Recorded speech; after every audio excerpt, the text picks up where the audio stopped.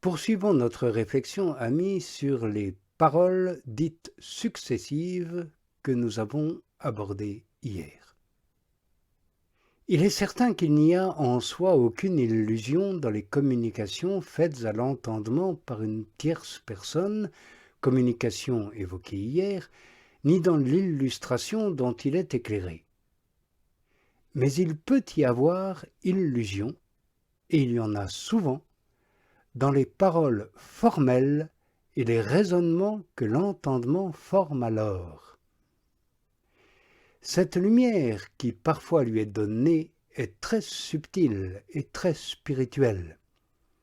Aussi l'entendement n'arrive-t-il pas à s'en faire une idée exacte. Et c'est lui, comme nous l'avons dit, qui forme de lui-même ses raisonnements. De là vient que très souvent il en forme de faux, tandis que d'autres seront juste vraisemblables ou défectueux.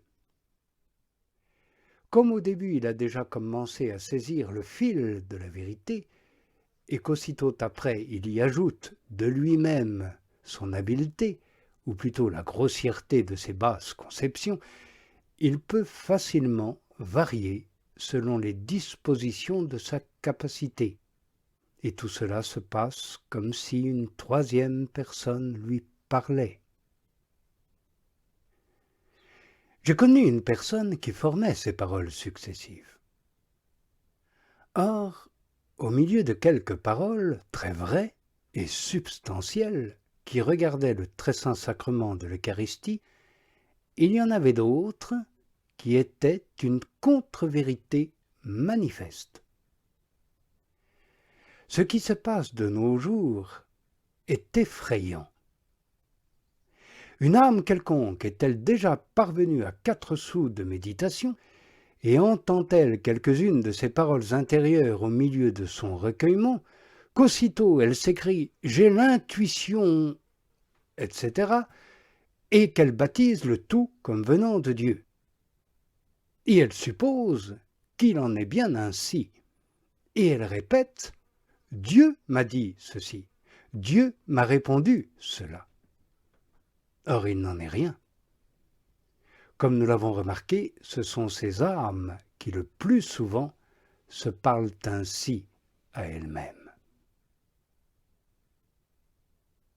De plus, le désir que ces âmes ont de ces paroles et l'affection qu'elles y portent intérieurement les amènent à se donner à elles-mêmes ces réponses, et elles s'imaginent que c'est Dieu qui leur répond et leur parle.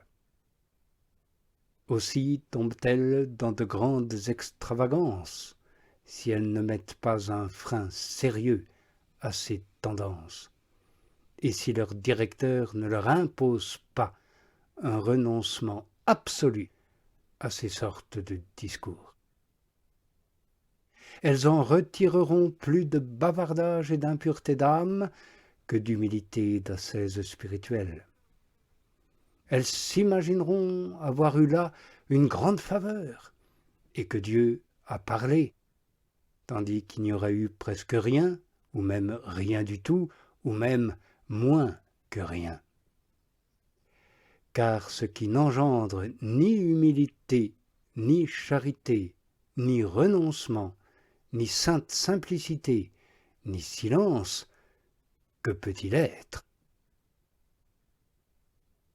J'ajoute donc que ces paroles successives peuvent détourner beaucoup d'âmes de sa marche vers l'union divine, parce que ces paroles l'éloignent beaucoup, si elle en fait cas, de l'abîme de la foi, où l'entendement doit rester dans l'obscurité, afin de s'avancer par amour dans la nuit de la foi, et non par des raisonnements nombreux et satisfaisants.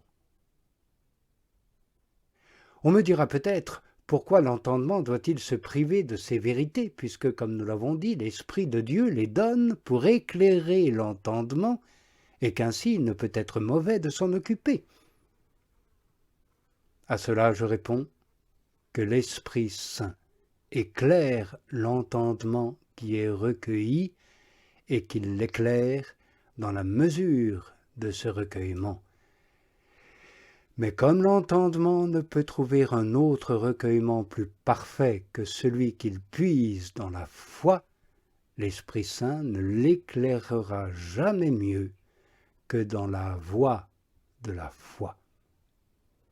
Plus une âme est pure, plus elle est appliquée à vivre de la foi avec perfection, plus aussi elle reçoit la charité infuse de Dieu.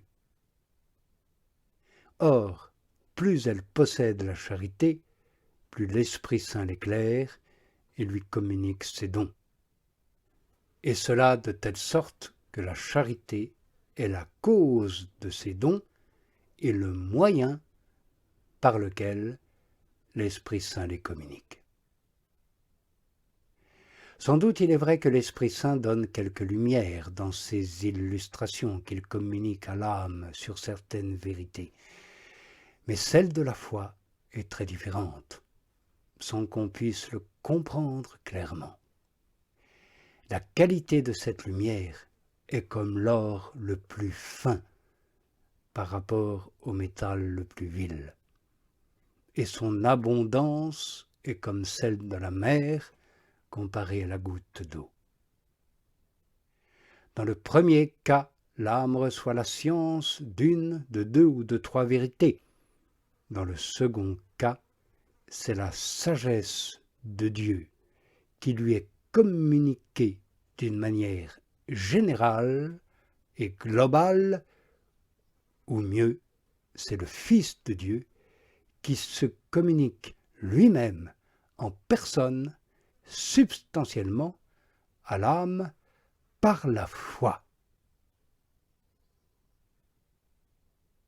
Vous me direz encore que toutes ces connaissances sont bonnes et que l'une n'empêche pas l'autre. Je réponds qu'elles sont un très grand inconvénient pour l'âme quand elle en fait cas et y accorde crédit, et plus encore quand elle s'y attache.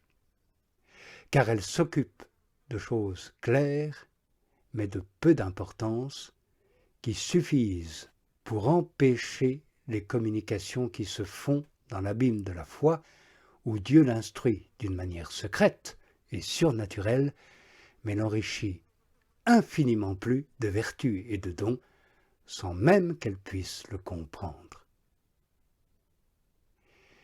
Le fruit que ces communications successives doivent produire ne provient pas de ce que l'entendement s'y applique expressément. Cette application aurait au contraire pour résultat d'éloigner ces connaissances, selon cette parole de la sagesse au livre des Cantiques, « Détourne de moi tes regards, car ils me font prendre mon vol », c'est-à-dire à aller loin de toi et à me retirer sur les hauteurs. Non, elle doit agir purement et simplement, sans forcer son entendement à considérer ce qui lui est communiqué surnaturellement et appliquer sa volonté à aimer Dieu. C'est par l'amour, en effet, que ces dons se communiquent. Et ainsi ils se communiquent avec beaucoup plus d'abondance qu'auparavant. Mais si, quand elle reçoit passivement ces faveurs surnaturelles, l'âme fait intervenir d'une manière active l'habileté naturelle de son entendement ou de quelque autre faculté, elle montre son inaptitude et son incapacité.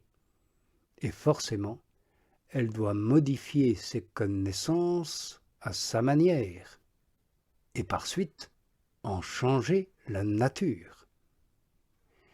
Il en résulte donc qu'elle se trompera elle-même, qu'elle formera des raisonnements personnels qui n'auront point la réalité, ni l'apparence même du surnaturel, mais seront au contraire très naturels, très erronés et très vils.